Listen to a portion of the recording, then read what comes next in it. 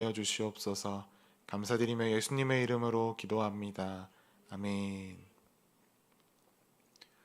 오늘 함께 나눌 하나님의 말씀은 사사기 13장 1절에서 7절까지의 말씀입니다. 사사기 13장 1절에서 7절까지의 말씀, 저와 여러분이 한 절씩 교독하여 읽고 마지막 절은 함께 읽도록 하겠습니다.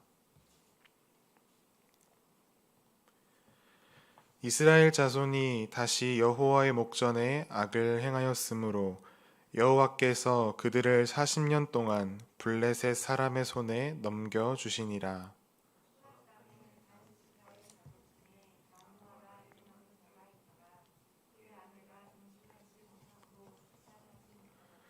여호와의 사자가 그 여인에게 나타나서 그에게 이르시되, 보라, 내가 본래 임신하지 못함으로 출산하지 못하였으나 이제 임신하여 아들을 낳으리니,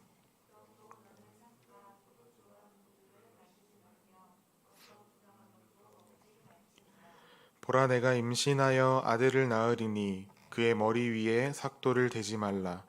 이 아이는 태에서 나옴으로부터 하나님께 바쳐질 나실인이 됨이라.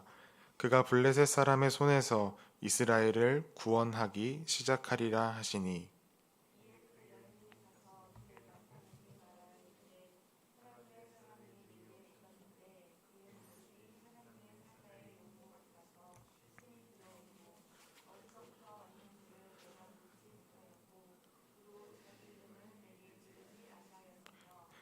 그가 내게 이르기를, 보라, 내가 임신하여 아들을 낳으리니 이제 포도주와 독주를 마시지 말며 어떤 부정한 것도 먹지 말라. 이 아이는 태에서부터 그가 죽는 날까지 하나님께 바쳐진 나실인이 됨이니라 하더이다 하니라. 아멘. 잊고 살 때에도 라는 제목으로 말씀을 나누겠습니다. 사사기 중반부 말씀을 지나오면서 사사기를 묵상하는 우리에게 이제는 익숙해져 버린 그런 말이 있습니다. 이스라엘 자손이 다시 여호와의 목전에 악을 행하였으므로 어떠한 사람의 손에 넘겨주시니라. 오늘 본문에서도 역시나 이스라엘 자손들이 하나님 앞에서 범죄하였습니다. 다시 여호와의 목전에서 악을 행하였다라는 말로 비추어 볼 때에 그들은 또 가나안 이방 민족들이 섬기던 신상을 가져와서 그것들을 섬겼을 것입니다. 하나님께서는 그러한 그들을 이번에는 블레셋의 손에 40년 동안, 긴 시간 동안 넘기십니다. 사사기에는 한 가지 역사의 패턴이 있습니다. 범죄, 징계, 회개, 구원, 망각, 그리고 다시 범죄. 그런데 오늘 말씀을 읽으면서 무언가 다른 점 한 가지 여러분들은 발견하셨습니까?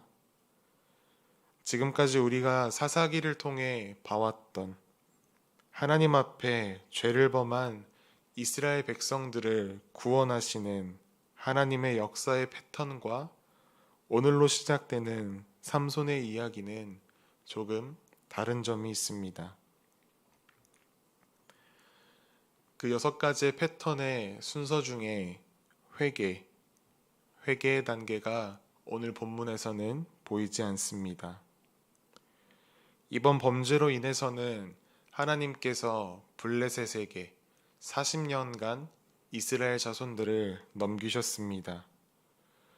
이전에 다른 민족들의 손에 넘기셨을 때에 비해서는 적게는 2배, 많게는 5배가 넘는 시간입니다. 지금까지 사사기의 역사 속에서 가장 긴 시간 동안 그들은 적들의 손에 넘어갔지만 이제는 여호와 하나님의 이름을 부르지조차 않습니다.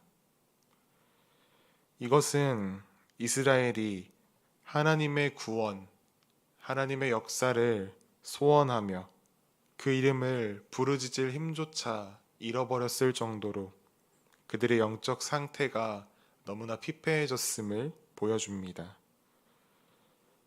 지금 이 이스라엘 백성들의 상태, 이것이 죄를 반복하는 일의 결과입니다. 염치 때문에 회개하지 못하는 것이 아니라 죄로 인해 마음이 강팍해지고 둔감해져서 아예 회개 자체를 까먹어 버립니다. 영적으로 너무나 심각한 상황에 이스라엘 백성들이 놓여 있습니다. 우리가 이것을 경계해야 합니다. 은혜의 시대를 살고 있는 우리는 죄 지으면 회개하면 되지 라는 생각을 가지고 죄를 가볍게 대합니다. 물론 우리가 죄를 짓고 회개하면 하나님께서 용서해 주십니다. 그러나 문제는 우리가 이 죄를 반복할 때에 계속해서 죄를 짓고 회개할 수 있는 마음의 상태가 유지되는가? 그렇지 않다는 것입니다. 결국 죄에 대해서 무뎌지고 회개할 줄 모르고 심지어는 죄를 즐기면서 점점 멸망으로 달려갑니다. 그렇게 이스라엘 자손들은 하나님을 잊어버렸습니다. 그러나 하나님께서는 여전히 이스라엘을 바라보시고 그들을 잊지 않으셨습니다. 여전히 그들을 사랑하십니다.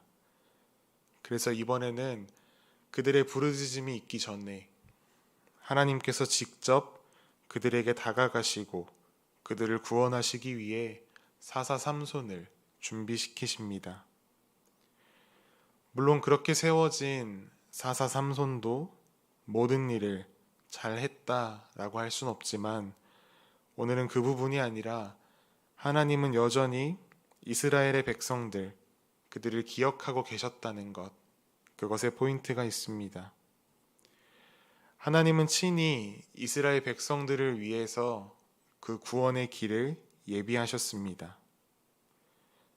하나님은 언제나 죄인들을 위해서 구원의 길을 예비하십니다.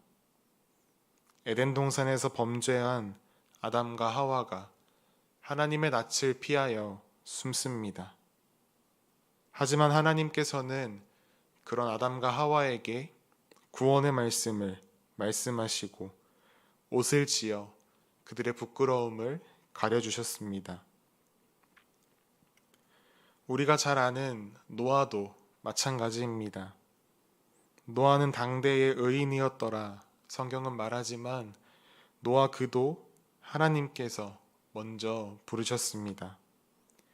하나님의 배려, 구원의 예비하심, 그것이 없었더라면 그도 똑같이 홍수로 인해 멸망받았어야 합니다. 그렇게 성경은 노아가 하나님의 은혜를 입었다라고 소개합니다. 그 놀라우신 하나님의 은혜가 오늘날 우리의 삶에도 이어지고 있습니다. 그런데 우리는 종종 그 하나님을 잊고 살아갑니다. 아니, 아주 자주 잊고 살아갑니다. 죄를 반복하고 회개에 대해 무뎌지고 심지어 죄를 즐깁니다. 그런데 하나님께서 그렇게 하나님을 잊고 살아가는 저와 여러분을 여전히 기다리십니다. 그 아들 독생자 예수 그리스도를 이 땅에 보내주시기까지 우리를 사랑하십니다. 우리는 우리가 하나님을 찾았기 때문에 하나님께서 우리에게 은혜를 내려주셨다라고 착각합니다. 그렇지만 그렇지 않습니다. 하나님께서 죄인된 우리를 사랑하셔서 우리가 하나님을 알고 하나님을 부르기 전에 이미 그분께서 먼저 우리를 찾아오셔서 부르시고 구원의 자리로 인도하셨습니다. 우리는 어떤 해야 하는 일을 까먹고 있다가 그것이 생각났을 때, 아, 맞다, 라고 이야기합니다. 숙제나 과제, 업무를 잊고 있다가 그 마감 기한이 오늘인 것을 깨달은 순간, 아, 맞다, 하며 온몸에 소름이 돋았던 적이 다들 있으실 것입니다. 가스불을 켜놓고 있다가 그것을 잊고 있다가 아, 맞다 하고 가스불로 달려갈 때에 여러분의 심정은 어떠셨습니까? 그렇다면 여러분이 하나님을 잊고 있다가 하나님을 잊고 살아가다가 그것을 깨달았을 때 그 마음에는 어느 정도의 철렁함이 있으십니까? 이미 그것에 무뎌져 있지는 않으십니까? 오늘 이 말씀을 기억하며 우리가 하루를 살아갈 때에 아, 맞다. 하나님이 날 사랑하고 계셨지. 깨닫고 죄에 대하여 무뎌진 그 마음을 도려내고 다시금 죄에 대하여 민감하게 반응하며 우리에게 입혀주신 하나님의 은혜, 그 크신 사랑, 오늘 하루 가득 누리는 우리 모두의 삶이 되기를 간절히 소망합니다.